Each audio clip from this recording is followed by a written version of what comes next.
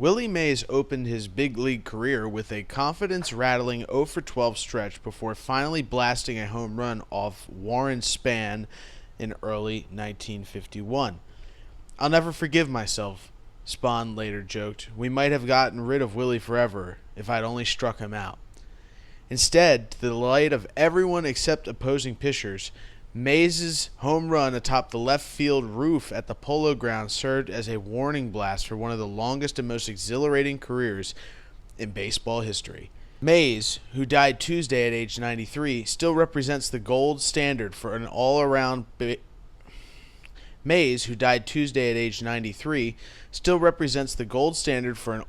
ball player and might do so forever.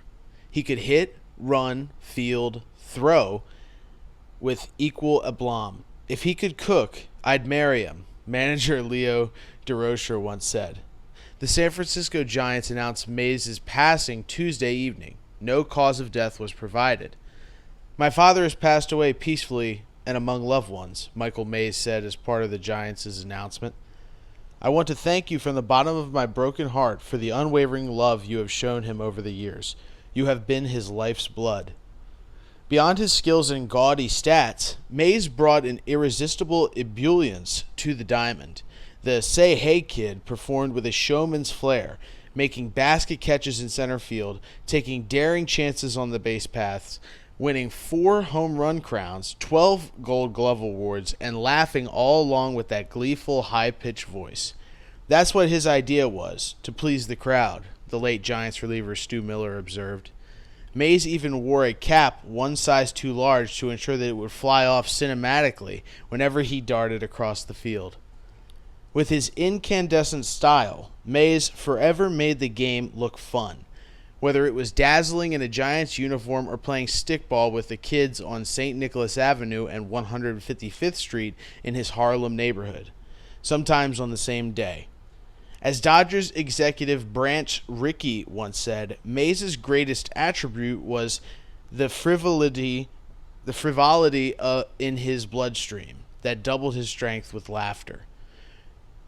Mays flashed that effervescence even in old age. Into his 90s, he was a frequent visitor to the Giants' home ballpark at 24 Willie Mays Plaza, where a bronze statue of his glorious right-handed swing greeted up to 3 million fans a year. For anyone attending their first game, there was no better introduction to Giants baseball.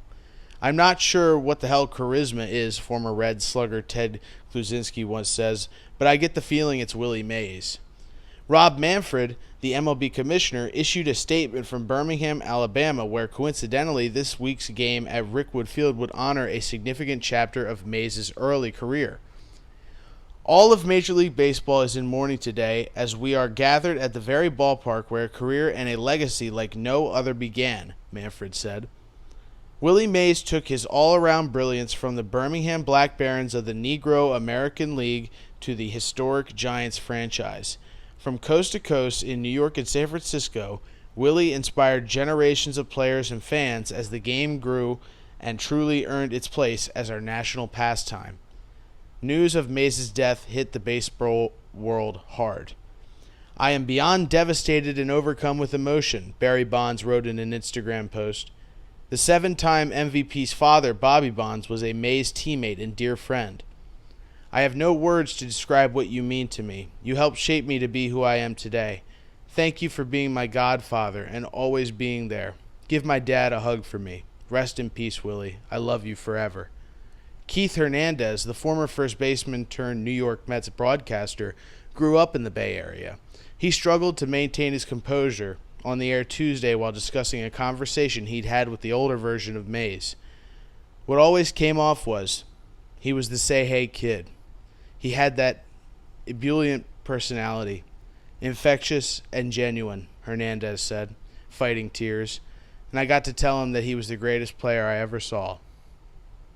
Mays spent 23 seasons in the majors, batting .301 with a .660 home run notch, 339 stolen bases, and 3,293 total hits. He won 2 NL MVP awards, a number that looks like an injustice through the retroactive lens of modern analytics. By WAR, Mays was the best player in the National League 9 times. He was a 24-time All-Star who led the league in slugging percentage 5 times, stolen bases 4 times, and triples 3 times. He is also the only Major League player to have hit a home run in every inning from the 1st through the 16th, and he finished his career with a record 22 extra inning home runs.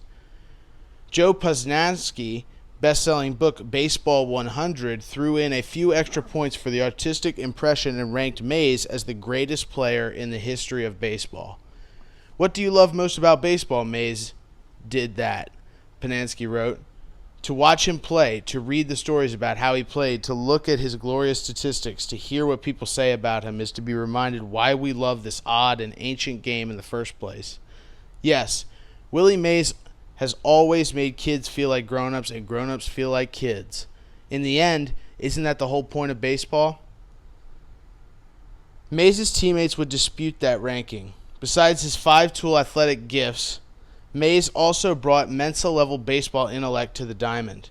Willie's IQ was off the charts, Barry Bond, the longtime Giants outfielder and Mays' godson, said in November 2022. It's hard to explain to people about the mindset of my godfather and what he could do. It's the same thing whenever you're talking about the greatest athletes to ever play the game. It wasn't that Muhammad Ali's hands were faster than Joe Louis's or whatever. They were just smart. They knew what was coming. They could see differently than others. Tim McCarver, the longtime catcher, was among those who insisted that Mays was so far ahead in terms of strategy that he would sometimes flail on a pitcher's curveball early in the game as a way of duping the pitcher into throwing that same pitch later in a key situation.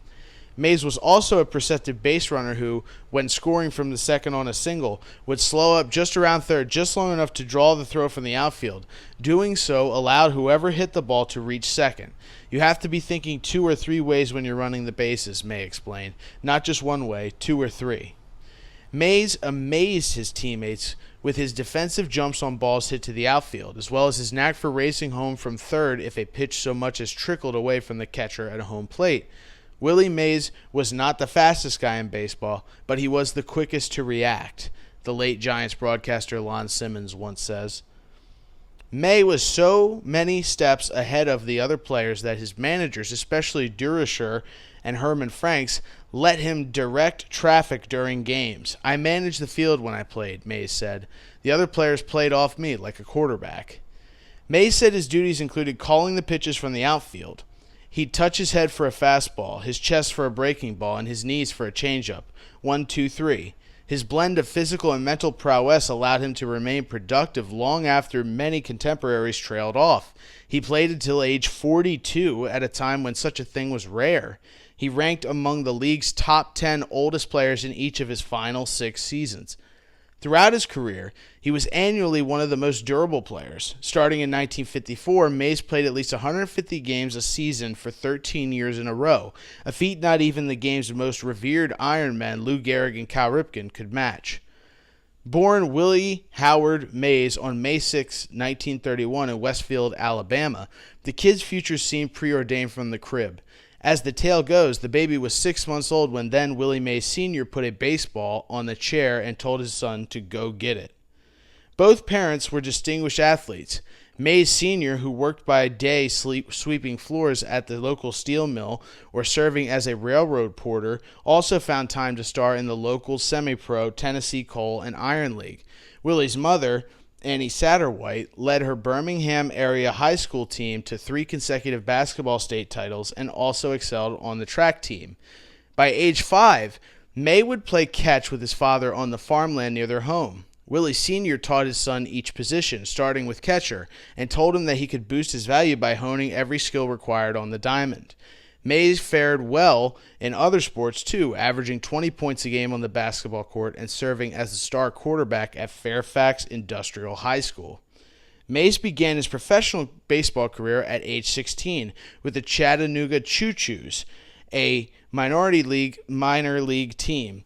He also played with the Birmingham Black Barons in 1948, 1949, and 1950, and carried lessons from those days for the rest of his life. Mays treasured the wisdom gleaned from manager Piper Davis, as well as teammates Bill Greason, Artie Wilson, Jimmy Zapp, and so many others who looked out for me, and I couldn't have accomplished with what I did without those guys, he said in a statement to the San Francisco Chronicle, days before MLB was scheduled to pay tribute to black leagues with a game at Rickwood Field in Birmingham on Thursday. Mays' baseball education came during a pivotal era. Jackie Robinson broke the color barrier in the majors in 1947, and as Mays' skills emerged, so did a number of MLB scouts swirling around him. The Brooklyn Dodgers seemed to have an inside edge after catcher Roy Campanella and pitcher Don Newcomb helped alert their club to the young supernova after watching him during a barnstorming tour after the 1949 season. We saw this young center fielder who threw Larry Doby out by a mile. Larry said, "Who the hell is that?" Newcomb recalled the event in the book We Played the Game by Danny Peary. Roy called Brooklyn and told Al Campanis, who had just come out to be a scout. The Dodgers sent scout Whit Matthews to check out Mays, but decided to pass. Matthews told his bosses, "The kid can't hit the curveball." The New York Giants came away with a different view, even if they weren't actually looking. Scout Eddie Montague landed Mays after being dispatched to evaluate Black Barons' first baseman Alonzo Perry. Montague's eyes instead drifted towards the do-everything outfielder, who he later called the greatest young player I had ever seen in my life. Montague told his bosses, "You better send somebody down here with a barrel full of money." The Giants signed Mays with a $4,000 signing bonus and a salary of $250 a month. His transition came with some culture shock. In 1950, Mays went from playing in the black leagues to playing for an all-white Trenton Giants as the only person of color in the entire interstate league. He experienced racism like never before. He responded to taunts and jeers from the crowd only with his play, as Robinson had done. Mays had a terrific 2 games against Hagerstown that season. Before the series finale, the PA announcer began reading the lineups. When he got to mine, Mays recalled, he said, "Ladies and gentlemen, I know you don't like this kid, but please stop hollering at him. He's killing us." Contrary to that Dodger scouting report, the kid could hit a curveball after all. Mays made short work of the minor leagues after opening the 51 season with the Triple-A Minneapolis Millers by batting .477 over 35 games. It was late May when the Millers traveled to Sioux City, Iowa for an exhibition game. Mays was in a movie theater during an off day when he learned that he was being called up to the big leagues. Between features, the house lights went on and the manager called out to the crowd, "If Willie Mays is in the audience, would he please report to the manager at the hotel?" Is there a more fitting way for the most theatrical player of all time to get promoted to the majors? Perhaps the most famous pep talk in baseball history came after June 1st, 1951 game against the Pittsburgh Pirates. Mays started just 1 for 26 as a rookie. The only hit was that homer against Spann, and the .038 average had him all but begging to go back to the minors. Coaches found Mays crying in front of his locker after an 0 for 5 night and summoned Durisher for emergency emotional support. "As long as I'm the manager of the Giants, you are my center fielder," the manager assured the prodigy. "You are the best center fielder I've ever looked at." Mays went for 2 for 4 with a triple in a 14-3 victory the next day, and Cooperstown may as well have gone and started bronzing the plaque. He finished as Rookie of the Year, batting .274 with 20 homers, 68 RBIs, and a .120 OPS. The Giants rallied back from 13 games to capture the pennant that season, and when Bobby Thompson hit his famed shot heard round the world to finish off the Brooklyn Dodgers, Mays was the man on deck. Mays opened the 1952 season by battling just .236 in 34 games before he was drafted into the U.S. Army, an obligation that kept him out for the rest of that season and until 1954. By the end of that season, he was back in October. The Game 1 of the 1954 Fall Classic, the center fielder made one of the most memorable plays in baseball history. With 2 runners on and the score tied 2-2 in the top of the 8th, Vic Wirtz blasted a ball an estimated 460 feet to center field at the Polo Grounds. Turning his back to home plate, Mays ran towards the ball on a dead sprint and caught it over his shoulder. Then he whirled to deliver a rocket of a throw towards the infield. Larry Doby tagged up and made it to third, while Al Rosen went scurrying back to first. It remains known as the catch. I was very cocky when I say that. I mean that everything went in the air. I thought I could catch. I was very aware of what was going on, May said during a visit to the Giants home game in 2003. When the ball was hit off of Don Little, the pitcher, I'm saying to myself, 2 men are on. I'm taking to myself as I'm running. As the ball is coming in, I say to myself, I have to get the ball into the infield. In my mind, I never thought I would miss the ball. When you watch the play, look at the way I catch the ball. It's like a wide receiver catching a pass going down the line, which is over the left shoulder on the right side. I had learned about that while playing football in high school. In all, Mays had 17 seasons with more than 20 homers and twice topped the 50-homer mark. Mays, his godson, Barry Bonds, Andre Dawson, Carlos Beltran, and Alex Rodriguez are the only players to compile more than 400 home runs and more than 300 stolen bases. When Rawlings introduced the Gold Glove Award for fielding excellence in 1957, Mays won his first 12 in a row, a total matched among outfielders by only Roberto Clemente. Giants teammate Monte Irvin once said of Hayes, it was his solemn duty to catch a ball that wasn't in the stands. Over the years, all of it, power, speed, defense, left even his rivals in awe. I can't believe that Babe Ruth was a better player than Willie Mays, Dodgers pitcher Sandy Koufax once said. Ruth is probably to baseball what Arnold Palmer is to golf. He got the game moving, but I can't believe he could run as well as Mays, and I can't believe he was a better outfielder. Reggie Jackson said, you used to think that if the score was 5-0, he'd hit a 5-run homer. Strange as it sounds in retrospect, though, San Francisco fans were slow to fully embrace the New York import when the franchise moved to the West Coast for the first time in the 1958 season. Bay Area fans gravitated towards homegrown stars, such as Willie McCovey and Orlando Cepeda. It didn't help that Mays continued to wax nostalgic about the Big Apple. At the end of that 58 season, a fan poll voted Cepeda as the Giants' MVP, even though Mays had more hits, more homers, more triples, more walks, more stolen bases, and a higher OPS.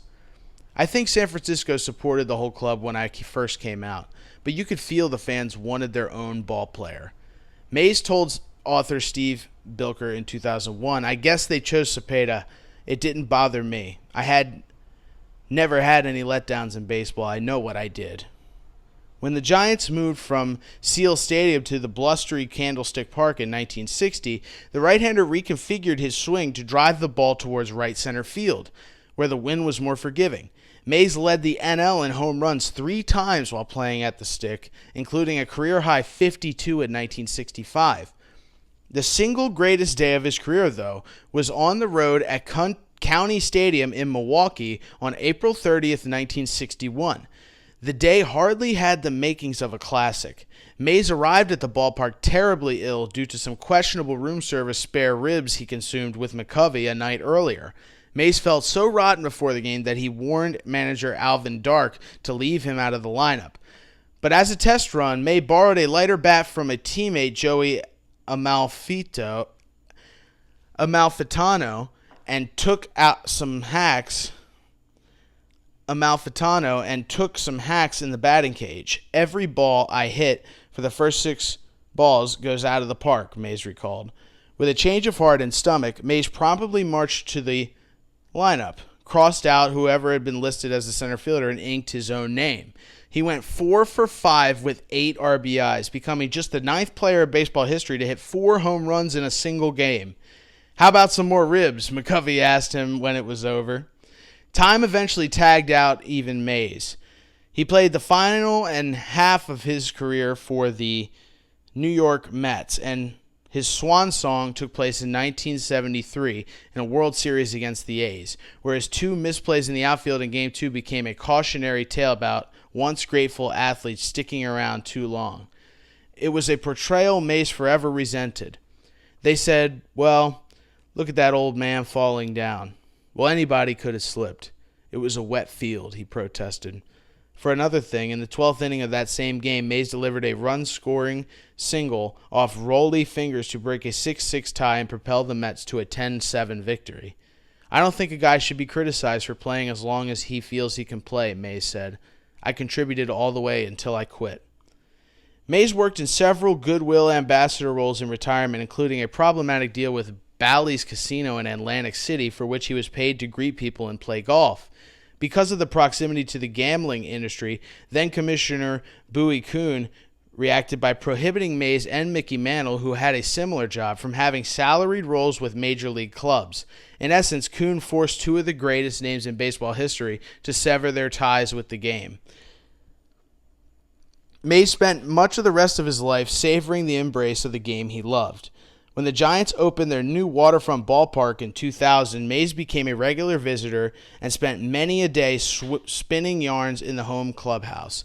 It was not unusual to spot him holding court in the office of longtime equipment manager Mike Murphy, where those two would be joined by McCovey, Cepeda, and other ex-players such as Amalfitano or Jim Davenport. John Miller, the Giants broadcaster, savors one such encounter. Barry Bonds had recently surpassed the 600 home run mark, which prompted Mays to wonder how high he could go. Miller recounted Bonds saying the only thing that mattered was reaching 660, Mays' total, because to him that represented greatness. 660, Mays replied in that high-pitched laugh. You better get to work, boy. Modern players were smart enough to tap into the resource too. Michael Morse, who hit a pinch hit tying homer in the decisive Game 5 of the 2014 NLCS, explained later he did so with help from some recent tips from the Say Hey Kid. He doesn't miss many games, Morse said at the time. He'll break down your swing. He'll break down the way you're playing defense. When Pete McGowan, a Giants fan from the Polo Grounds, purchased the team in 1993, one of his first acts was to give Willie Mays a lifetime contract to be part of the Giants organization. So it was something of a surprise in the early 2000s when Mays approached McGowan about a contract extension. Willie, it's a lifetime contract. You know what that means, right? McGowan said. I know what it means. I still want an extension, Mays replied.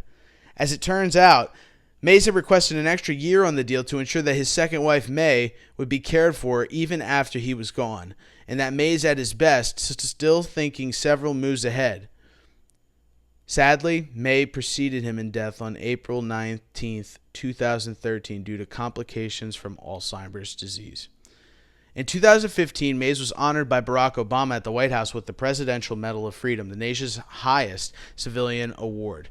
In 2020, he teamed with writer John Shea to write 24 life stories and lessons from the Say Hey Kid. It became an instant New York Times bestseller. In that book, Obama, the first black president, says, it's because of giants like Willie that someone like me could even think about running for president. Though his eyesight and hearing faltered in his twilight years, that sing-song voice never wavered. Mays sounded as if he'd be up for a stickball game even till the last day of his life. Willie Mays was the happiest guy in the world to be Willie Mays, Simmons, the broadcaster, once said. That was what he wanted to be. He wanted to be Willie Mays. Rest in peace to a legend, not only for the game of baseball, but for America. Willie Mays is a hero, and we pray that he rest in peace. Troy Smith reporting for Slingshot News.